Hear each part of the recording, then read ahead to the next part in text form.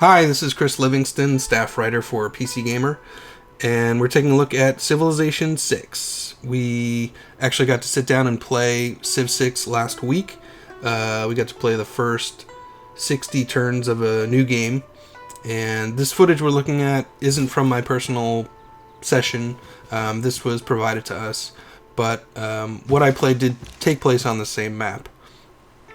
Now, I'm not a huge hardcore Civ player.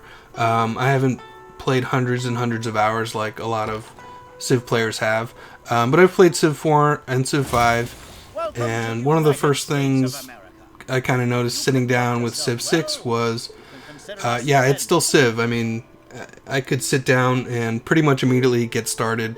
It was all very familiar, no instruction really needed to kind of get started. And speaking with the developers, that was really their intention. They didn't want to reinvent the wheel. They know Civ players love the game. They didn't want to change it at the most basic level. There are plenty of changes, probably not that we can really talk about in this video since it's so short. But there are some changes, especially as we've been talking about the last few weeks. The art style looks a lot different. There were a lot of complaints. People felt, it's very bright, primary colors, it's a little cartoony.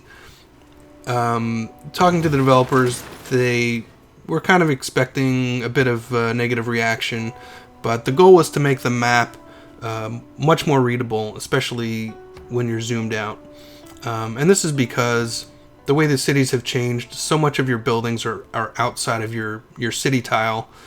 Everything is placed in districts, so you're gonna have, as you play, your city will get bigger and bigger. There's gonna be all these different kinds of buildings, and they want it to be easy to recognize things without needing a lot of UI or needing to mouse over. So that's the idea behind the new art style, to make the map easier to read even when you're zoomed all the way out. And playing, I did find it was pretty easy to recognize units without having to click on anything or mouse over anything.